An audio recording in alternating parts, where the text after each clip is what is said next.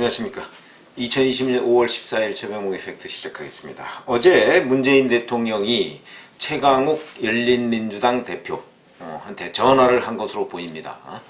열린민주당 대표인 최강욱 국회의원 당선자는 잘 아시다시피 열린민주당 온라인 투표에서 당대표가 됐습니다. 열린민주당은 세석 비례대표를 가지고 있는 정당입니다. 열린민주당에서 보도자료를 냈습니다. 문재인 그러면서 오전 11시 26분부터 약 7분간 전화통화를 했다 이렇게 밝혔고요.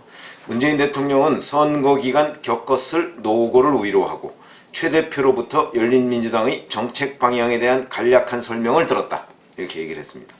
그 다음에 총선 과정에서 동고동락한 열린민주당 후보들과 당원들께 격려와 안부 인사를 전해달라 이렇게 당부를 했고, 그 다음에 서로 위하면서 협력하는 과정이 참 보기 좋았다 이렇게 얘기를 했고요.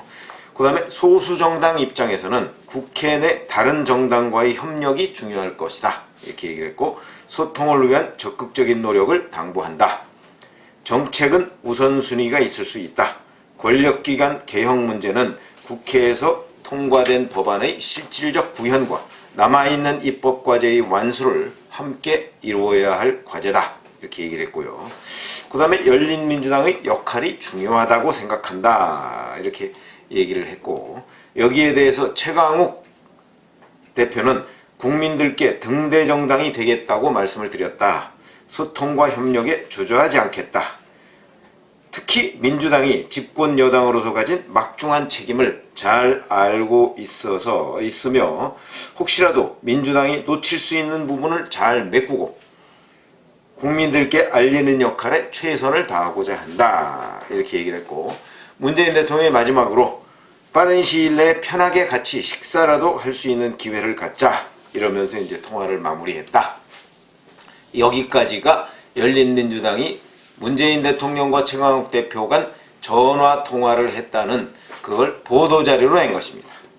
자, 그러면 여기서 이제 문재인 대통령이 큰 정당이든 작은 정당이든 간에 대표가 됐으니까 그 대표에 대해서 축하에 전화를 한다든가 아니면 축하난을 보낸다든가 이런 거는 있을 수 있다고 생각을 합니다. 그리고 그 과정에서 격려의 말도 할 수 있다고 생각을 합니다.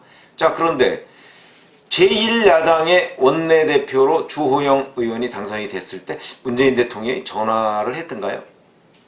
제가 알기로는 안 한 걸로 알고 있는데, 그러면 제1야당의 원내대표보다 100석이 넘는 제1야당의 원내대표보다 3석짜리 비례 당선자들을 갖고 있는 그 조그만 열린민주당의 대표가 더 중요하다는 얘기냐?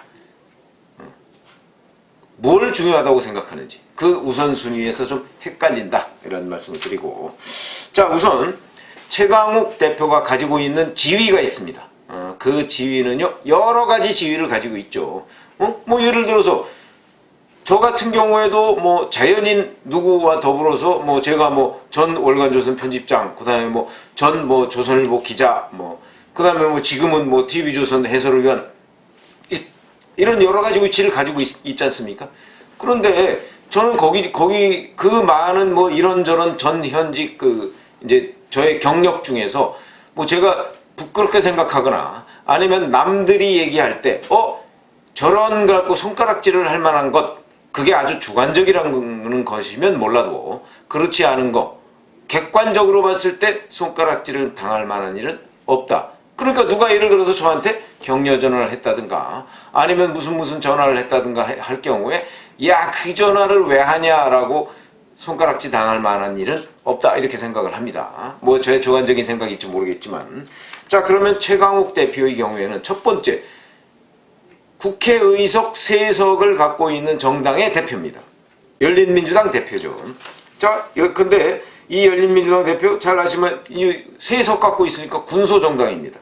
그리고 혼자 출마를 해서 99.6%라는 지지율로 온라인 투표를 통해서 대표가 된 사람입니다. 그럴 수 있죠. 압도적 지지를 받았다 이렇게 얘기할 수 있는데 그것도 좀 그렇긴 합니다. 왜 그러냐면 열린민주당 비례대표 당선자가 3사람이고 최강욱 당선자는 2번이거든요. 1번도 있고 3번도 있습니다. 그런데 최강욱 당선자 혼자 출마했다? 이게 뭐 그럴 수도 있죠. 뭐 1번과 3번이 우린 출마 안 하겠다 뭐 이렇게 얘기했을 수도 있으니까. 그래서 여하튼 열린민주당의 대표가 됐다. 이런 지위를 가지고 있고, 두 번째, 국회의원 당선자 지위를 가지고 있습니다. 자, 그럼 국회의원 당선자로서의 지위, 이거는 뭐 이제 국회의원에 당선됐으니까 당연히 가지고 있는 거죠. 자, 근데 우리가 여기서 첫 번째로서 그러면 안철수 국민의당 대표가 됐을 때 문재인 대통령이 전화했느냐? 하지 않았습니다. 그러니까 아마 문재인 대통령이 전화한 것은 열린민주당의 대표가 됐다고 전화한 것은 아닌 것으로 보입니다.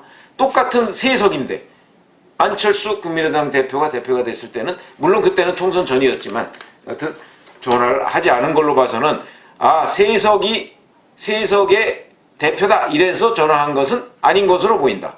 형평으로 맞춰볼 때. 그 다음에 국회의원 당선자도 최강욱 당선자 외에 299명이 있습니다. 그 중에 누구한테 전화했다? 당선됐다고 해서? 그런 적 없죠. 그런 보도는 제가 본 적이 없습니다. 그러니까 국회의원 당선됐다고 해서 전화한 것도 아닌 것 같다. 이런 얘기고요. 자, 그 다음에 세 번째. 이 사람은 또 전직 청와대 대통령 민정수석실 공직기강 비서관이었습니다. 그러니까 문재인 대통령의 비서관이었습니다. 그걸 언제부터 했냐면 2018년 9월부터 2020년 3월, 올해 3월까지 1년 6개월간 공직기강 비서관을 했습니다. 그러니까 자기가 데리고 있던 자기의 비서관. 근데 그 사람이 나가서 국회의원에 당선됐다. 이런 사람 많습니다.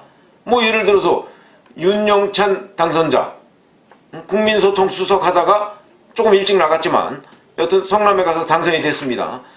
을 비롯해서 국회의원, 청와대의 비서관실 중에서 이번에 당선된 사람 굉장히 많습니다. 10명도 넘습니다. 이리저리 계산을 하고 행정관까지 다 해서 계산을 하면 거의 30-40명이 되는 수준입니다. 언론에 보도되기는 그 중에서 누구도 문재인 대통령의 직접 전화를 받고 격려를 받았다? 이런 기록은 아직까지 없는 것으로 제가 알고 있습니다. 자, 그러면 전직 청와대 비서관이기 때문에 전화한 것도 아닌 것으로 보인다. 그럼 뭐냐 도대체? 자, 그런데 또 하나의 의상을 가지고 있습니다. 최강욱 씨는 피고인입니다. 재판을 받고 있는 피고인입니다. 조국 전 법무부 장관 아들에게 본인이 근무하던, 그러니까 공직기강 비서관으로 들어가기 전에 본인이 근무하던 로펌, 로펌도 큰 데는 아닙니다. 조그만 로펌, 그 로펌에서 인턴 증명서를 허위로 발급해진 혐의로 기소가 돼서 현재 재판을 받고 있는 사람입니다. 그 재판의 피고인이죠. 형사사건의 피고인입니다. 이런 지위를 가지고 있습니다. 자, 그러면 제가 여기까지 따지면 4가지 지위를 가지고 있는데 형사사건의 피고인이기 때문에 문재인 대통령이 전화해서 격려했다. 이건 더욱더 아닐 거고요. 그러나 이 4가지 지위를 가지고 있는데 3가지 지위는 적어도 최강욱 대표가 부끄러워할 건 아닙니다. 열린민주당 대표 영광스러운 자리고 국회의원 당선자 마찬가지죠. 그 다음에 전직 청와대 공직기관 비서관 했다는 게 부끄러운 자리는 아닙니다. 그러나 어찌됐든 간에 본인은 이것이 표적 수사다, 표적 기소다, 잘못된 기소다, 어쩌고저쩌고 얘기를 했지만 바로 문재인 대통령이 임명한 검찰총장, 그 사람이 지휘하는 검찰에 의해서 기소된 겁니다. 허위 인턴 증명서 작성 혐의로 기소가 된 겁니다. 그렇기 때문에 이거는 어디 가서 내놓을 정도의 그런 경력은 아니지 않습니까? 그래서 제가 지금 말씀드리는 것은 바로 피고인을 격려한 대통령이라고 제가 말씀을 드리는 겁니다. 피고인을 격려한 것이 과연 우리나라의 행정부 수장 또는 국가원수로서 할 일인가? 재판을 받고 있는데 그렇게 되면 제가 왜 이게 부당하다고 말씀을 드리냐면 문재인 대통령이 재판받고 있는 피고인한테 전화를 해서 격려를 했다. 그러면 이 격려의 의미가 무엇이냐 하는 것에 관해서 많은 사람들, 심지어는 이 사람을 재판하고 있는 재판장과 판사들도 이게 뭘 의미할 것인가, 뭘 의미하고 있는가 하는 부분에 가서 고개를 갸우뚱하지 않을 수가 없을 것입니다. 혹시 이것이, 자, 최강욱 대표는 이제 뭐 국민들로부터 심판을 받아서 국회의원 배지 달고 또 뭐 조그만 정당이지만 그 정당의 대표까지 됐으니까 무죄야, 뭐 이렇게 얘기를 하는 것인가, 아니면 무죄여야 돼 하는 것을 말하는 것인가, 잘못된 메시지를 줄 우려가 있다. 이 우려에 대해서 청와대 참모들이든 문재인 대통령이든 모를 리가 없다. 더군다나 문재인 대통령 변호사 출신이니까. 그런데도 왜 이랬을까? 더군다나 격려하고 앞으로 뭐 식사를 뭐 같이 식사라도 할 수 있는 기회를 갖자고까지 얘기를 했다니까 아마 격려가 이번 한 번으로 그치지 않을 것으로 보입니다. 자, 그런데 그러면 이 메시지가 무엇이냐에 대해서 공무원들도 의아해할 것이고 법원마저도 의아해할 것이다. 그런 점에서 본다면 문재인 대통령이 이런 전화를 한 것과 그 다음에 청와대에서 문재인 대통령을 보좌하는 참모들은 어떤 생각으로 최강욱 열린민주당 대표에게 전화를 하라고 얘기를 했을까? 이런 부분들이 궁금해지는 대목이죠. 어떻게 생각하십니까? 이것이 과연 합당한 조치이냐? 물론 사람은 여러 가지 지위를 동시에 가질 수 있습니다. 근데 그 지위가 그 중에 어느 하나가 정말 이 사람이 가지고 있어서는 정말 부끄러운 지위다 라고 할 때는 이 하나가 커 보이게 마련입니다. 그럴 경우에 한 나라의 그 국가 원수인 대통령은 바로 그 커 보이는 부분에 대한 잘못된 메시지를 줄 수 있기 때문에 그 사람과 소통하는 데에서 한 번쯤 재고를 해봐야 될 필요가 있다. 그게 바로 지금 열린민주당 최강욱 대표다. 최강욱 대표는 또 이런 지위뿐만 아니고 그동안에 언론에서 많이 보도가 됐습니다만은 친조국 발언을 어마어마하게 많이 했고 지금도 뭐 무슨 검찰개혁, 언론개혁 얘기를 하고 있습니다. 자, 그런데 최강욱 대표가 얘기하는 언론개혁이 무엇입니까? 본인이 언론이 부당한 공격을 받고 있다고 그랬는데 그 부당한 공격이라는 거에 진원지가 바로 검찰 수사에 관련해서 취재를 해서 보도한 언론들입니다. 자, 그러면 언론은 무엇인가 사회 현안, 사회 이슈에 대해서 그 해당 부문을 취재해서 국민한테 알릴 의무가 있습니다.